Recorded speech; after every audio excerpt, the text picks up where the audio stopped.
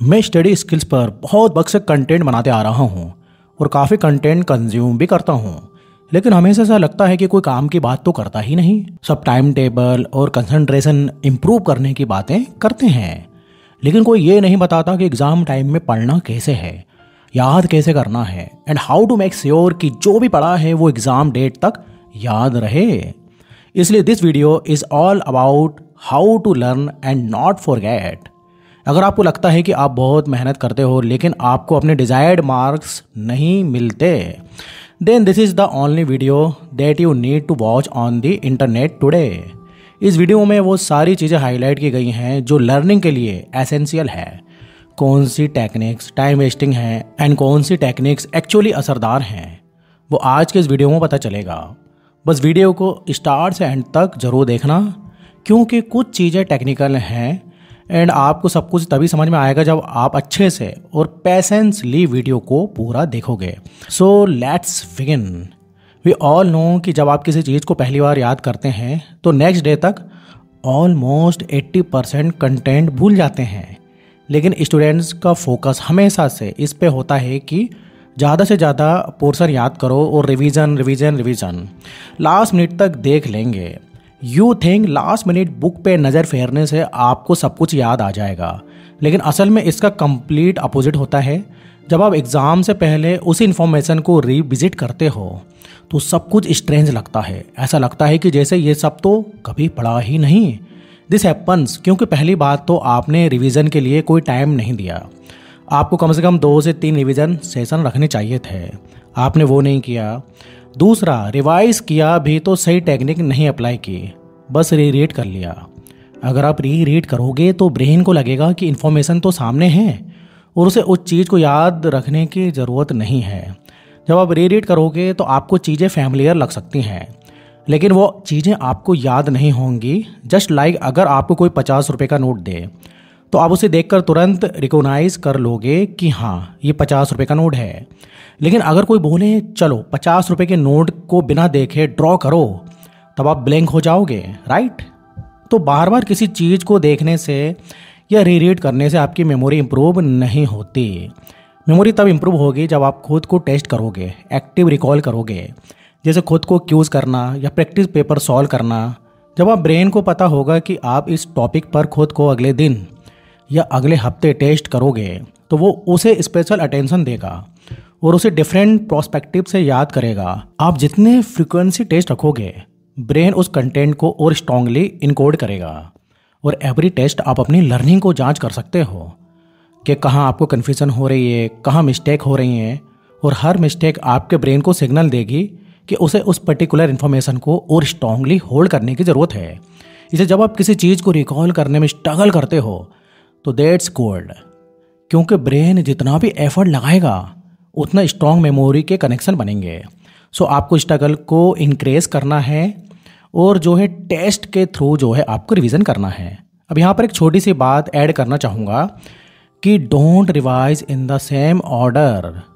Usually student खुद को test भी करते हैं तो वो उसी ऑर्डर में टेस्ट करते हैं जिस ऑर्डर में उन्होंने चैप्टर को पढ़ा था। You know, from the first page to last page, don't do that, क्योंकि बिकॉज अगेन ब्रेन उस ऑर्डर से फैमिलियर है। तो आप उसी ऑर्डर को फॉलो करोगे तो आपको सब कुछ प्रिडिक्टेबल लगेगा, giving you the false impression कि आपको सब कुछ याद है। इंस्टेंट कीप इट रैंडम, ताकि ब्रेन के लिए चीज़ें अनप्रिडिक्टेबल हों और उसे और एफर्ट लगाना पड़े to actively recall that information. इससे आपकी ओवरऑल रिटेंशन इंप्रूव होगी और एक डीपर लेवल ऑफ अंडरस्टैंडिंग भी डेवलप होगी। अगर अभी तक आपको ये वीडियो यूजफुल लग रही है then show some love and hit that like button. आप में से कई व्यूअर्स मेरे वीडियोस को रेगुलरली देखते हैं लेकिन सब्सक्राइब नहीं करते, so hit subscribe already and turn on the notification. Now moving to the next point, student की एक वीकनेस है, वो चाहते हैं कि उन्हें कोई भी टॉपिक पहले ही दिन परफेक्टली याद हो जाए। But the thing is, how is it possible कि आप किसी भी चीज़ को पहली बार पढ़ रहे हो एंड पहले अटेम्प्ट में आपको अच्छे से समझ भी आ जाए और याद भी हो जाए? हाउ इज इट पॉसिबल कि आप उसे एक बार याद करो और वो आपको 1 महीने, 2 महीने या 6 महीने बाद भी याद रहे? अगर आपकी फोटोग्राफिक मेमोरी है तो बात अलग है, लेकिन अगर नहीं है तो 70% rule is the next best thing. अपने दिमाग में 70% पर रूल लेकर चलो। अगर आप बहुत देर से एक चैप्टर में फंसे हुए हो, then don't aim for 100% perfection, aim for 70% perfection. अगर आप अपनी लर्निंग सेशन से 70% पर सेटिस्फाइड हो, देन ग्रेट, आगे बढ़ो और दोबारा उसे नेक्स्ट डे अटेम्प्ट करो। पहले दिन में 100% परफेक्शन के चक्कर में you will get demotivate and lose your rhythm. Real learning is relatively fast. आप उस मटेरियल को दोबारा एक फ्रेश माइंड से रिविजिट करोगे तो आपकी अंडरस्टैंडिंग और रिटेंशन और अच्छे से सॉलिडिफाइज होगी। ऐसे जब आप 2-3 बार उसी मटेरियल को रिविजिट करोगे तब जाकर वो आपके लॉन्ग टर्म मेमोरी में ट्रांसफ़र होगी। हो सकता है कि सुनने में ये और टाइम कंज्यूमिंग लगे, but actually it's the opposite. जब आप एक साथ बहुत सारी चीज़ें क्रैम करते हो तो हाई चांसेस है कि आप आधी से ज़्यादा चीज़ें एग्ज़ाम डेट तक भूल जाओगे। बट जब आप अपने वर्कलोड को डिस्ट्रीब्यूट कर दोगे और इंटरवल्स में उस मटेरियल को रिवाइज करोगे तो आप उस इंफॉर्मेशन को लॉन्ग टर्म के लिए याद रख पाओगे। दूसरा, आपके दिमाग से वह 100% परफेक्शन का लोड हटेगा। व्हेन यू विल नो कि आप इस मटेरियल को एक बार में नहीं मल्टीपल टाइम्स में परफेक्ट करोगे तो आप बिल्कुल स्ट्रेस फ्री होकर पढ़ोगे। You will panic less and study more, और इससे आपका पोर्शन भी अच्छे से कवर होगा। So don't aim for short term perfection, be a long term perfection. The other thing is pretend to teach it. अगर कुछ सीखना है तो उसे पढ़ाओ। एक टीचर जब पढ़ाता है तो स्टूडेंट से ज़्यादा सीखता है, क्योंकि टीचिंग के थ्रू से समझ में आता है कि उसे कितना आता है और कितना नहीं। आप भी टीचिंग मेथड का इस्तेमाल करके एक्टिव रिकॉल कर सकते हो। हर लर्निंग सेशन के बाद आप बुक बंद करो और खुद को कॉन्सेप्ट समझाने की कोशिश करो।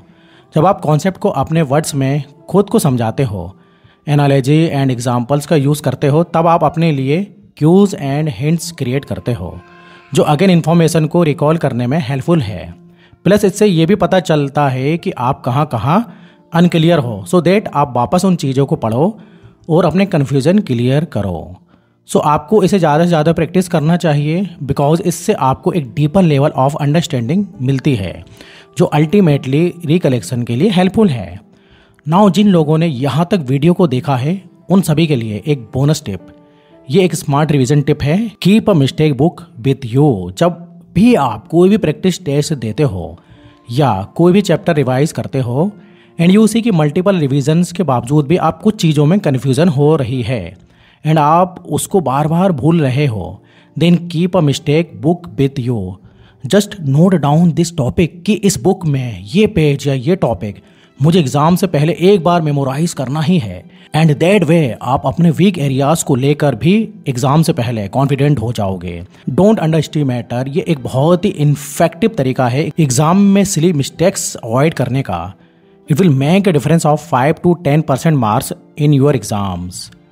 इस वीडियो में मेंशन सभी चीज़ें आपको एग्जाम में अच्छे रिजल्ट्स लाने में हेल्प करेंगी। So all the best. And अगर आपको इस वीडियो से कुछ भी सीखने को मिला देन डेफिनेटली सब्सक्राइब जरूर करना।